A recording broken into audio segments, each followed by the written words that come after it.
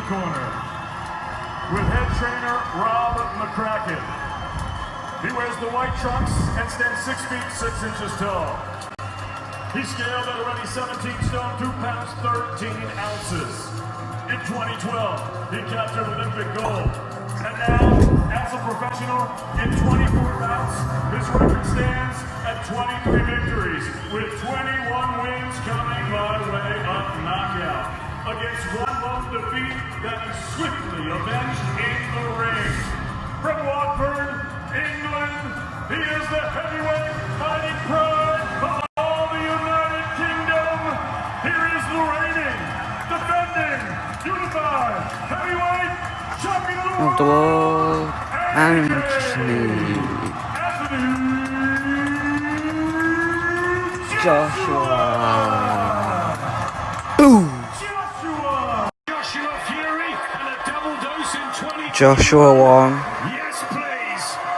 Joshua's back, and hats off to the bravery and the spirit and the heart of Pulev, who was ultimately outclassed and taken out, but he tried everything he could, and he gave a performance that they can be proud of back home in Bulgaria. But it was Joshua's night. Some really good boxing mixed up with a knockout finish, and he's going to see his friend Floyd Mayweather. They spent time together in America. Look at that.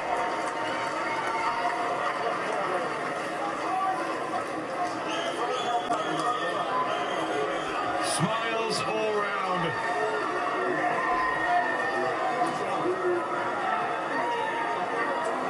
Plan executed, and were we going to get the old aggressive Joshua back? I think we got that, what we were talking about this week, a mixture of the skills he's learned over the year and also the sheer power he still has, and it's knockout number 22, and it will be one of his sweetest. Yeah, I mean, beautiful uppercut there. I mean, that is one of Joshua's honey punches, his pet punches, the right uppercut. And, you know, but you're right, Adam, I think it's been a mature performance from Joshua.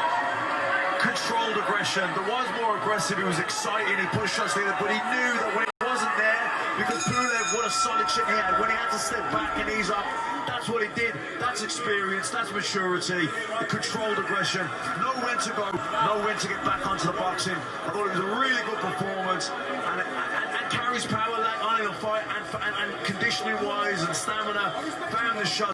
Kept dragging himself up, and he's getting a lot of respect from the crowd. He tried his hardest, but at the age of 39, the mandatory challenger has nothing to be ashamed about at all. That right hand, beautiful from Joshua, and that was the finisher. Yeah, absolutely, bang on the chin.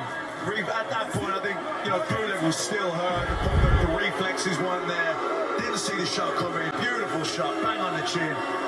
You know, it was a one-sided fight really for Joshua, but Pulev was always dangerous, he was still always there, he had that fantastic chin, which he recovered in the third round, but you know, that was a shot there.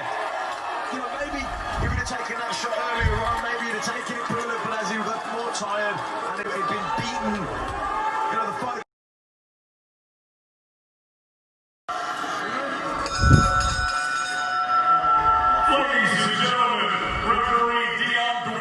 Calls a halt to this contest.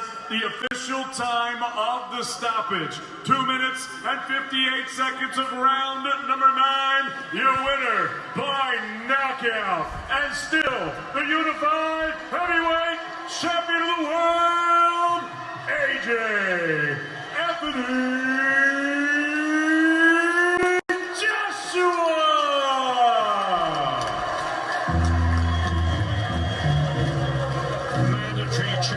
Oh, Anthony Joshua. Oh, Anthony Joshua. Oh, Anthony Joshua. Sick guy. Tyson Fury and Deontay Wilder, legalities to sort. But I tell you what, there are no bad in his arsenal. Yeah, look, I think against Andy Ruiz in Saudi Arabia, he did exactly what he take into account the mental demons, going back in, the immediate rematch, everything like that. He did exactly what he did the right thing in Saudi Arabia, but tonight, he just got rid of everything. Any demons, any doubts, any fears, they're all gone now. That was a brilliant performance. His jab was quality. He controlled the distance. He was his right hand slipping outside that jab, which when he heard him in the third round, his uppercuts were brilliant. When he turned the screw and stepped on the gas, he had the experience and the maturity to step back off it when he knew the knockout wasn't there. Really good performance. Well, let's hear from the WBA's. What's on the fight? It's a fight. Let's talk more action. That was my thoughts on it. Let's talk more action. We done our press conference on Thursday. On Friday it was a bit of back-to-back.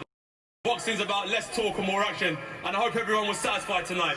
Not only with my fight, but the whole undercard as well. There was talk in the build-up about returning to the old AEJ. You called it the rough and ready, the bruiser. Did we see signs of that tonight, particularly with the uppercut, which seems to be the honey punch for you? You would have to ask Rob McCracken, Joby Clayton, Angel Fernandez about that. For me, I stuck to what I know best, boxing, looking at where I'm going to put my shots and put them together, and then when they're successful, they're successful. As I said, it's just less talk and more action. I don't even really want to do an interview because I just want the fans to appreciate the hard work. Everyone go home and have a lovely Christmas, and we'll reunite in 2021. I totally respect that. I'm just going to ask a couple of questions from the fans, because the people do want to. Of energy in round 3, and he's a big lad, and that oxygen gets swallowed up, and then he slowly recovered round 4, 5, 6. Pulev was still getting hit, still walking into big shots, and showing a lot of toughness. So you're bang on there, Anna. I mean, he needs a lot of credit for that. Very tough, very strong, and showed a lot of durability. It also showed his age in there. He couldn't quite get going, he couldn't quite get the timing, and he was looking sloppy as the fight was drawing on. The writing was kind of on the wall for AJ, and I'm glad AJ got down to business and gave us the finish that was kind of there waiting for us. There was a point, I was getting to the stage where I was like, come on then, step on the gas now, put the shots together, throw the combinations, get the job done. And then he threw them uppercuts, doubled up the uppercut. I don't often see him double or triple up the uppercut. And he closed the show and got the job done. Kubrat Pulev needs loads of credit for that. Great performance from him. He played his part. But AJ was brilliant in burst. Great early on.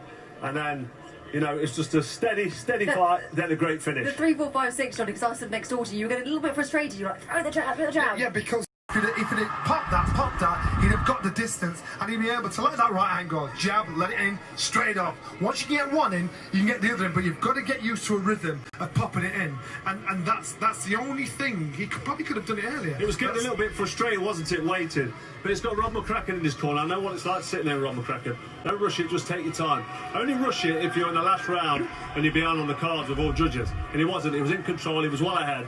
So he took his time there. He's been out the ring a year as well, and he puts on a performance like that. I like how it's difficult to criticise that performance. I like how he's bottling that nastiness. I like how it works. Do you like that version of AJ? Yeah, I do, because now he can't take any prisoners, because he knows how this crowd can turn against him in a heartbeat. And that's the thing that's changed him. That's the thing that's made him a little bit colder, a little bit more calculated, less committing. You know, when asked the questions. I get that. We've seen it tonight. It affects you. You have a make sure it breaks you. And remember, can you imagine being Anthony Joshua losing to Andrew Reeves the first time and feeling that heartache and pain, and now asking yourself all these questions: what have I got left? Can I do this? So I think now he's turned into a fully fledged fighter, boxer, and he, what, how many years? 12 years has he been boxing? So now he's grown up. Well, the only fight that has to happen next, Eddie Hearn said it has to be Tyson Fury, Carl. It does, and I nearly said it earlier about the only concern I have. You just said it there, Eddie Hearn said it. But Anthony Joshua didn't say it. He kind of refused to say it. And I feel like... But isn't that just his personality? I don't know, because I don't know at what point why you wouldn't want to say that's the one. He asked the crowd, he then put it over to Eddie. Andy Scott asked the crowd. Yes, Andy Scott was put on the spot there. But he kind of did answer it. He said if the next man's Tyson Fury, make it be Tyson Fury. I think the only knows, that's pretty much... He's got Alexander Usyk for the WBO mandatory. That's an option. But I think he knows now to get the respect of the people, which he's got anyway, but there's still question marks. Is Tyson Fury in his head, on his mind? Eddie Hearn said there, that's the fight.